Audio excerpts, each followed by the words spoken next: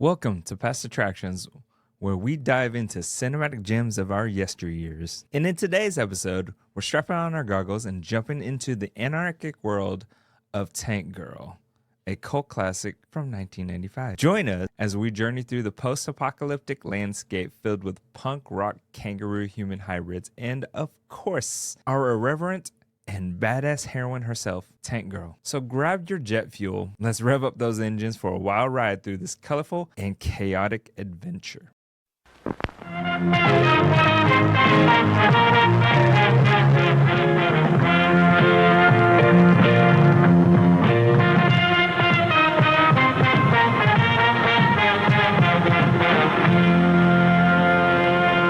As you can see, I am the director, Mr. Sifu Confucius, and with me, my co-director is the endgame boss, Mr. Jeremy Evans. So why did I choose this movie? I think there was something about this movie when I was a kid that I really liked, and it might have been Lori Petty. It was different. It was colorful. I know Jeremy has not seen this movie before. How did you know about Tank Girl? The cover. Actually, covers of movies definitely help stand out. There's actually two covers, but the one I saw was the yellow one with her face on it. That's the one. And I think when I saw the cover, I didn't know what it was going to be. I always just saw it and I just didn't care to watch it. Because I'm going to be honest with you, I was never going to watch this movie. The fact that it just came with so much negativity. But the funny part is there's a lot of influence that movie did for others. Can I share some things that I actually didn't realize? We know that Tank Girl is based on a comic, and what I didn't know is such a small world that the artist that did that ends up being the artist that does the gorillas. That's pretty cool. What it is. And when you watch the movie, you can put two and two together. Like, it makes sense. The other thing too is the main character. I'm drawing a blank of what her name is. Rebecca, the Tank Girl. Rebecca. That's it. Yeah, Tank Girl. That guaranteed in my mind that somehow just her mentality, the way she comes across and does stuff, not influence Tiny Tina. The voice of Tiny Tina acting like this kind of goofball, doesn't really take stuff serious, loves violence, all this kind of stuff. You could not convince me that Tank Girl did not influence in some shape or form of Borderlands, because even the atmosphere of that world has some Borderlands to it, along with Mad Max. Beloved by a lot of people, but not beloved in the box office whatsoever. I think it had like a $25 million budget and it only made like $6 million back. Can we just say, regardless how this movie went, that was impressive for $25 million.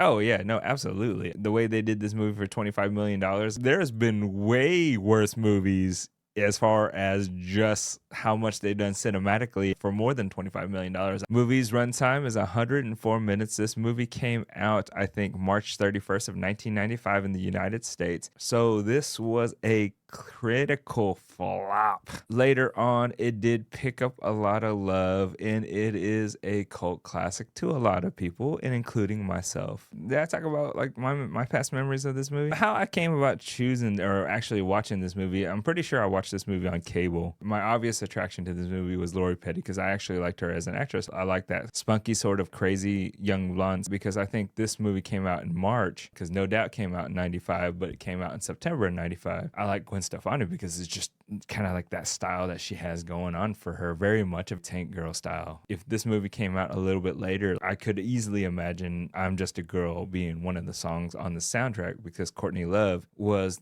one of the antithesis of actually creating the soundtrack of a bunch of punk rock popular bands like Devo. Obviously, she's part of Hole. Which, by the way, I made a mistake in my life. I thought Sucker Punch was the one that did that Bjork song, and it was Tank Girl that did it first. So I apologize for that. You know what I want to talk about? The One Man Army. It's the song they played when they met at the Go-Go Club place. Oh.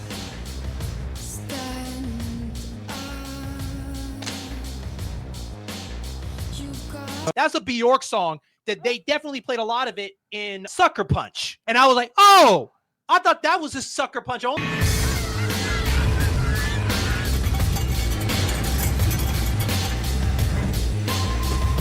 I thought that song was particular for that soundtrack. I'm like, no, it's just a Bjork song in general. And it was for Tank Girl. Her songs were in this movie, but also she was supposed to be a cameo in this movie. But the studios took her out of this movie because they felt that too many cameos would distract from the main players, so they only had one cameo, which is Iggy Pop, who played Ratface in this movie. But Bjork was supposed to play Subgirl, which was like that girl with the shotgun and the flashlight, somewhere in the middle of the movie. Another fun fact, though, was Green Day was also supposed to do a song off the soundtrack too, which would have made it a star-filled soundtrack, especially in 1995. That Green Day album cover looks like Tank Girl, that giant like explosion of the city and everything. Like, yeah, okay. Rumoredly speaking, Green Day asked for some more money because at that point they started getting a little bit more popular during this time. Don't wanna be an American idiot. I was attracted to the idea of Tank Girl because she was different. I don't think there was another character in the 90s that I can think of that was remotely close to her. A female badass lead who was empowered in her own sexuality. And I think the sexuality aspect of it helped too, just because I was a young adolescent boy. Birds of Prey is probably what this movie wanted to be like if it had no restrictions. But this movie was PG-13, right? Yeah, this movie was PG-13. Hi, you. Pardon the interruption. Just wanted to say, may have said a couple things just there a second ago that are factually incorrect. No need to fact check, factually incorrect. But rather than me fully explaining what the situation is, Miss Lori Petty, she could probably do a better job. So, to you. If I knew that Tank Girl was going to be rated R, I would have just done the whole movie naked.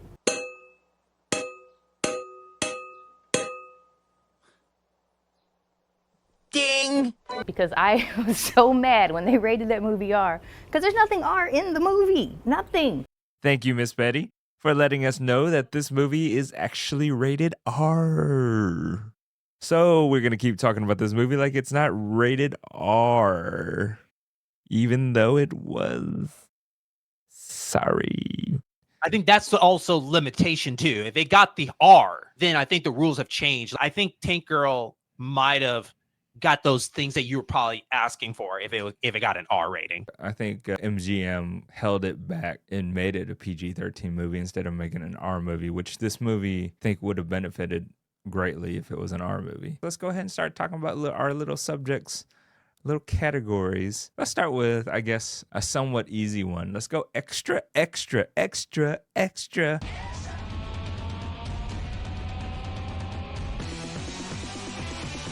Now on extra. It's who we feel that we would be in this movie. So, Jeremy, what are some thoughts on possible people that we probably could have played in this movie? Definitely probably one of the soldiers that at the beginning, watching one of their leaders about to get executed after he just fell and he had to walk across the glass for the boss and basically got soaked out of water. I feel like I'd be one of those people on the side like, ooh. Right. First of all, I didn't know a device could do that, because there was blood, but somehow the blood got separated and we got water. I don't want to say this because I feel like it's such a typecast, but let's be real. We know who the kangaroos are representing. I'd probably be one of the kangaroos, So I'd probably be one of those somewhere in there, chilling in the back while the awkwardness of the sound of a saxophone playing. I feel like I would be a random soldier. More specifically, I think my random soldier would be the soldier that sneaks up behind Tank Girl while she's like cutting like her clothes with the, with the stitches. Yeah. Not saying that I'm a perv, but I can imagine myself as like, you can keep going on. I'm just, don't stop on the fact that I'm not your boyfriend. Impressive that she was just so confident not to turn around at all for like a good 5-10 minutes. Good for her. Good for him for allowing it to go that long. But the fact that he took off his mask to show off his face is like, what was that all about? I want you to know the face is going to mess you up. It's easier for you because they obviously represent African kangaroos. There could be an Asian kangaroo, maybe. He did not make it there. He was in the Warriors of Virtue. The Rippers, for sure. We could have easily been one of the Rippers. I don't know if there was a specific Ripper that we could have been. There are a little bit of hints of DT in me where it's like kind of like the smart guy, but the jazziness probably wouldn't be me. The glasses may be me. But then there's also hints of like Saint T in You, where Ice-T, where he's just angry. Are you saying I'm an angry person, Dom? Did she need to know that? Did they need to know that? Get your ass out of here. I didn't know I was angry. Not that you're angry, but it's like, maybe I'm angry because I'm a freaking kangaroo. Maybe that's why I'm angry. It's not necessarily the angriness, but it's the thing whenever someone says something kind of like silly or stupid and you just like call them out. What if they want us to think it's a trap, but it's really not? That way, when we get there, it could still be one. Booger, Huh? why don't you make yourself useful and go and choke on something? So like I can imagine like the interactions. When I look at Booger, I think of Brendan, and I feel like there are moments where you and Brendan have like those conversations where you kind of get annoyed with Brendan because he does something completely wacky, and you're just like, "What are you doing?" I see those interactions there. Not necessarily, not so much Jerome, but definitely Brendan for sure. Okay. Okay. I think those two are our best bets. Where if we were to play extras in this movie, I think you and I would either be a random soldier or a Ripper. I think more than likely you would be the Ripper because you're black. I felt the same way. I'll be the random soldier. I mean, that's just kind of how it works. We would talk about with our sonic rings. Yeah, I know. Which is the best sequence or scenes in the movie that we enjoy the most. Out of those particular scenes that I mentioned, was there anything that you enjoyed the most that you thought was the best scene? It is so tough because the fact that I was so in and out with this film that trying to figure out what would have been the best scene, I feel like it got ruined at the last minute. Pick one that didn't necessarily get ruined as much. I'm trying to think really hard about it. I guess like maybe the best scene would probably be maybe the get together with the Rippers. Like in the base? Yeah, I guess because we finally got time to see like some kind of bond with the characters because the movie is going so fast, crazy and whatnot that we finally just to settle down and just get to know the characters a little bit more. So maybe and it took the Rippers to do that. So maybe that part was probably my favorite part that worked the best, even though those scenes had some moments where like you almost got it and it kind of got ruined.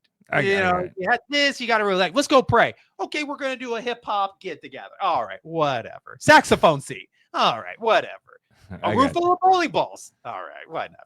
So yeah, I guess because we just got to sit there and get to know them. I think the Ripper base, like the introduction to the Rippers in their base, was probably the best sequence of scenes in my opinion, where you got to meet Booger, you get to meet DT, where you get to learn a little bit about each and every single one of them and their own like kind of like the kangaroo world and a little bit of their backstory, which I think Jeremy kind of touched on, where you learn just enough, but not a lot to actually make you really like get into it. I think that scene was also had its funny moments and had its unintentional comedy moments too as well. Especially, can I talk about the scene? Go ahead, man. Shoot. So the role that Ice-T plays, you said is Sweet Tea. Is that what it is? It's Saint T.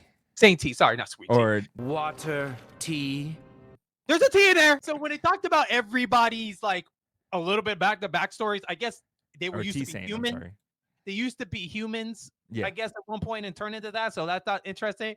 And when Saint T answered his backstory, what he was, Who'd you used to be? A cop. Figures. It just all made sense of like who Ice-T is as a person. Yeah. And he's like, I used to be a cop. I'm like, are you kidding me? Right.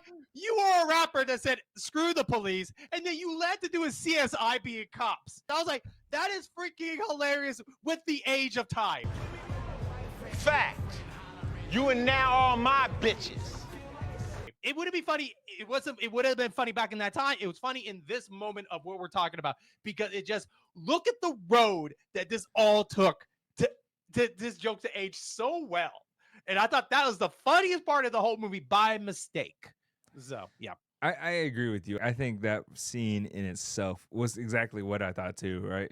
Because this was before he did the LAPD, all the cold case kind of style like TV shows. This was after the whole major rap, during actually his rap career. That it was just like it was a throwaway line. You know, it was just a throwaway line, and he was yet somehow in 1995 trolling every single viewer that had ever watched that movie because he was just like, I'm a cop. I was a cop.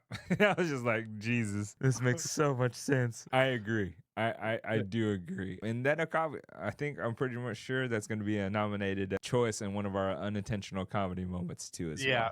Yeah. No, but I definitely agree with that. Let's talk. Well, since we're on that, let's go ahead and talk about the unintentional comedy, the Scissor Me Daddy subject.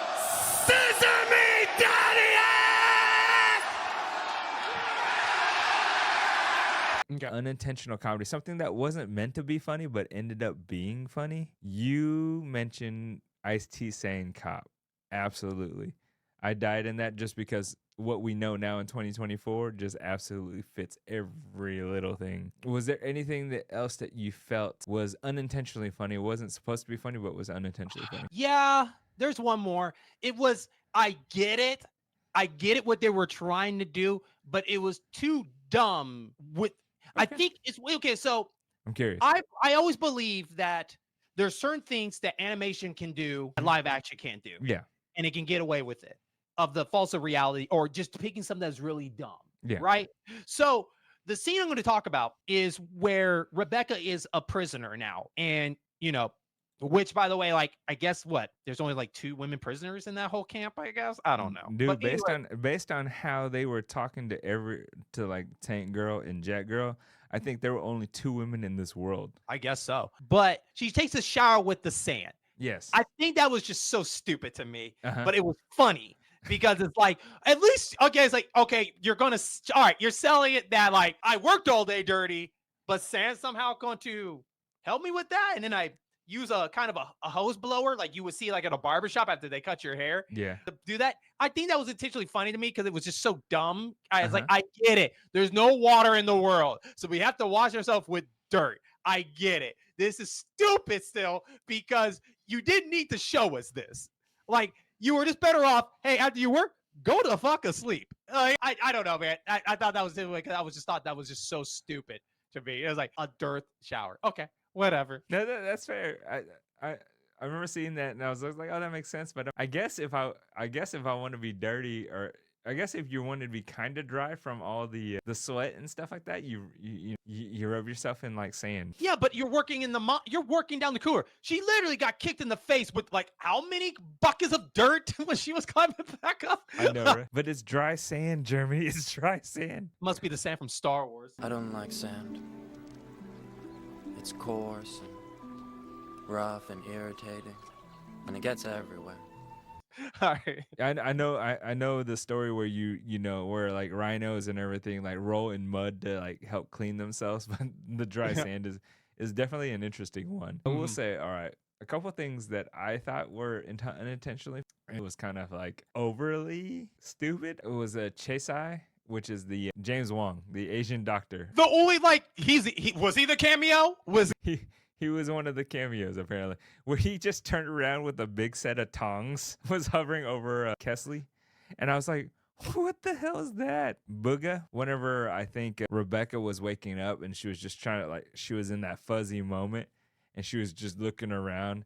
And I think Booga, like, took his little, like, stuffed animal doll and just waved hi. I don't know why. I found that stupid. I found that intensely funny. Yeah, that's a me thing for sure. Yeah, I was just like, what? I was like, that's so stupid. So when Rebecca took a picture of her crotch, like, in her underwear, like... Yes, the proof that she was at the location. I don't know. Or wait, I think she was taking a picture of like the weapons, and then like Ice-T was like, or T-Saint was just like, well, that's not enough proof. I need you to like do whatever. And she was just like, I think she was just fed up, and she just took a picture of her crotch and just sent it to them. You hear in the background. Whoop, there it is, Hitman. Whoop, there it is. I got your proof. Whoop, there it is. Oh my. Tasty. I did not hear that. You didn't hear that? I did not. I think at that point I was kind of like wandering off somewhere. I think I got bored and just wandered off somewhere. That's fair. Yeah, that's yeah. fair. No, You should check that out. I don't remember that at all. You should But check that's that. funny.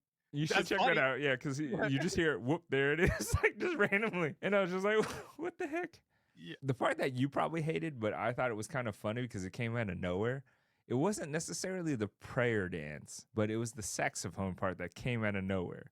Like to me, they're like, let's hold hands. Yeah. And then you see DT just like, come on, hold hands. Let's hold hands.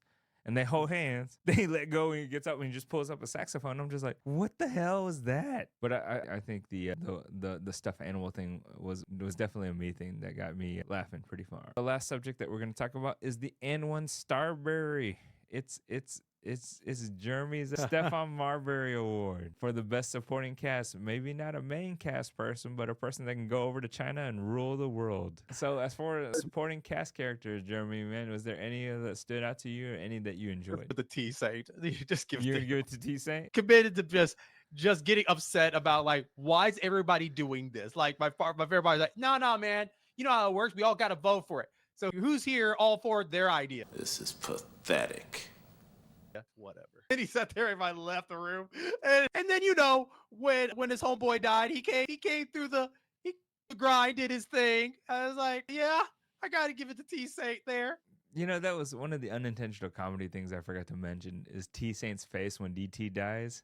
Like Yeah. DT dies, and I don't know if it was just the makeup and everything that was going on, because I know they had to use prosthetics to like control the ears and the eyebrows and stuff. But T Saint's face, like whenever DT died, was just like he had this Arnold Schwarzenegger face going on. It's easy just to say the Rippers in general, but T Saint definitely for sure. I thought DT did a really good job of his character of being kind of like that cool smart cat, like the Donatello kind of character out of the Booga. I think did a really good job for being his like dog that was upgraded to a human who was upgraded to a kangaroo. But then, I was a dog, but because I was really good, they moved me up to human being status. Sort of.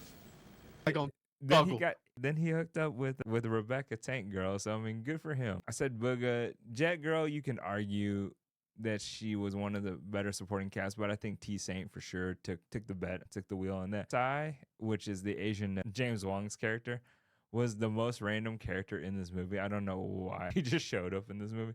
He loves man, he'll go for anything for a paycheck, man. Good for him. Like, hey, I want to be in most films. But that's what I'm saying. Like, he came off the bench. He scored like 30 points, and he did what he was supposed to do, and he did it well. So I'll put him up there as somebody that I thought was one of the best supporting cast characters. But I think T Saint, right? I think Ice-T definitely stole it. Like, this is after his iced tea, but before his water tea. Water, tea. But a handful of half-assed wiki research that I was able to see is that, interestingly enough, several members of the Spice Girls auditioned for Tank Girl. Oh my God. Why did I not think of that? That is such easily a Spice Girl movie. Yes. Yeah, right.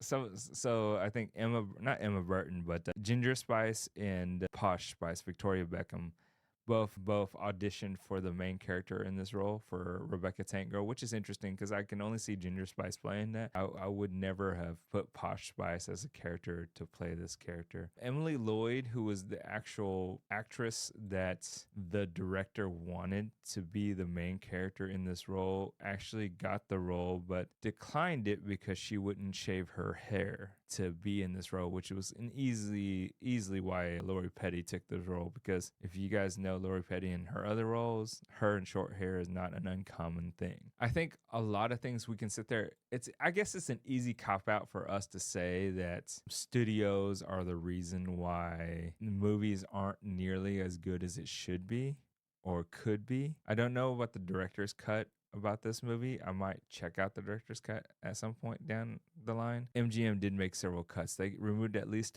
an hour of footage in this movie. They eliminated the original beginning and an original ending of the movie, so that could also explain why this ending kind of was abrupt. And naturally, there was very little promotion for this movie because during this time, Batman Forever was a thing and Mighty Morphin Power Rangers was a thing. I might think that Tank Girl was probably better than the two, but that's just my opinion. And they did cut out a lot of scenes with Subgirl, but those are some of the things that I did with the Wikipedia search.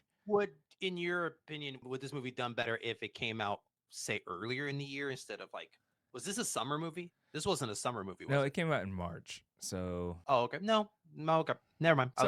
I think this movie came out 5 years too early. I feel like within those times, I think it might be better if it would have came out maybe 4 or 5 years later, honestly. Okay. Especially with, as much as I can say, no doubt, like the music I think would have been a little bit different. I think the punk rock music started hitting a little bit bigger during the late 90s. So I do feel that. I'll leave it on this last question here is, there's a lot of rumors about this movie getting a remake naturally, right? Because I think if you watch it, you can see the style of movie being something that can happen here in 2024, especially with the women empowerment and the women lead roles.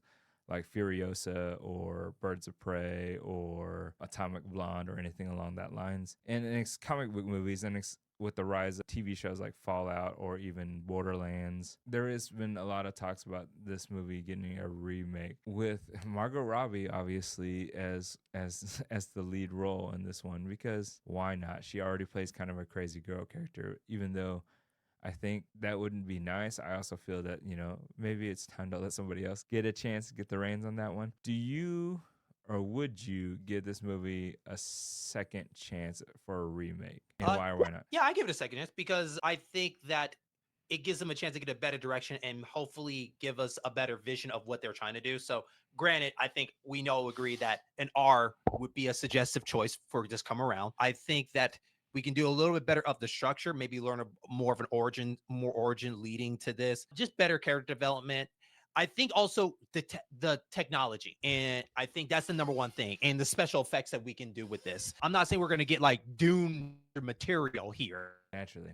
We're not getting that, but at least we can get more of what is this world supposed to really look like? Because if you really look at this movie, we never really got a pan out of what this world really looks like. We all got just like one scene to another journey. Like where is his headquarters? How far is his headquarters was to the nearest town? Apparently there's no town in this movie and all that. Now, granted, it would be kind of cool if they did kind of whole like the Pitch Black thing, that we got an animated short to go with this. Yeah. And everything like that. Or if you want to do like a Kill Bill kind of thing, maybe you have one special moment that you can go straight animation, that's fine.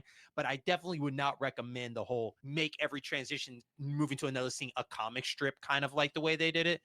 But it does have potential. It does. There is more women now standing out just in general for a cast to come in. And also too, I don't know if the comic really only left it with only 2 girls in there. Maybe the comic had more other women that joined this group of tank girls that they can do in Naked Bird of Prey, and maybe have it where a structure of the little girl, even though like she's still alive, maybe she could have been trained to be part of the girls or something like that. I don't know. I just know that there's more potential now of women in action movies that can probably bring more creativity and more spark of film. Yeah, one last thing, because I remember you were talking about the whole animated things multiple times throughout this entire conversation, right? Production, I guess, forgot to film like 10 different scenes in this movie, which is why you got those animated shorts put into. It makes so much sense. Yeah. So there's 10 scenes that they didn't film, which is why you got so many animated things. I think in your words, like, it's interesting to see that you said you hated it. I liked it, but I also did feel like there was an excessive amount. I feel that every once in a while it was fine. I like the way that it would mix the two because it is a stylistic move, but I do feel like it's too much. So that was a lot of the reasoning why you saw what you saw. It is a cop out to say that MGM kind of, messed this up, but I think they lost faith in this movie's reason why they scaled everything back so much. I do feel that there is a lot of potential in this movie and potential of doing a lot of fun things in this movie. Just like what you said, I think Tiny Tina is one of my favorite characters in Borderland. Absolutely fits the Tiny Tina mold. This movie could be tiny, like Borderlands version of Tiny Tina without actually saying that it's Tiny Tina, Right. Like, we're going to test it out and see how it goes. But the other thing about Borderlands, I know we talk about Borderlands, but to me, it also has a very anime feel to it, right? Like, you could say Desert Punk, Trigun, and even for me, Cowboy Bebop has like a weird kind of like feel to those animes. And I think every single one of them could be influenced into it. I think there's so many things that you could take as far as ideas from different movies and different shows and kind of play into this particular style of movie and have fun with it. It's kind of like Quentin Tarantino taking all his influences, like the different influences and different genres of movies that he's done, and making like Kill Bill, The Hateful Eight, Django, stuff like that. Like, I feel that they could do that with this, and it would be really fun to watch and enjoyable to watch. And I'm pretty sure they can come up with some more clever jokes and fun things to play. My only concern would be just like the whole anything and everything gets politicized too much, in my opinion, where I think it can get almost to a woke-ish concept, which is whether you feel good or bad about it, will always be something that everyone's gonna be like, well, it's too woke, or it's not too woke, or it's whatever. And I think that might be an issue that comes up possibly, but Hopefully, I think if they do remake this, they just have fun with it, honestly, and be able to let us enjoy that fun too as we're watching it. Yeah, and I think you hit the nail on the head earlier of this is a give a chance to really show what Tanker has to offer, including the action. You know, you got a tank, but we didn't really get to see the tank at full potential of what it did. It was just more of a vehicle more than like, what does this tank really do? Like all these attachments you didn't really, I don't think it met its full potential of that. And then also too, even I think this would be a great opportunity to have an exclusive Gorilla soundtrack for this thing, since it's the artist that did it. I'd have the Gorillas come in and do the soundtrack to Girl. That would be just awesome. At least if the movie does do well, the soundtrack will be banging, hopefully.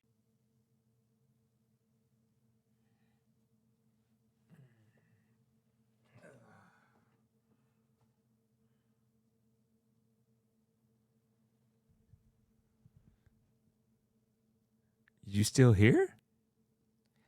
I suppose if you're still here and you enjoyed the episode, feel free to hit that like button. And if you want to keep going through our movies of yesteryear, then click on that subscribe. Feel free to keep lurking, or you can have a conversation with us in the comments. But it's over. You should find other videos to check out. Thank you now. Bye-bye.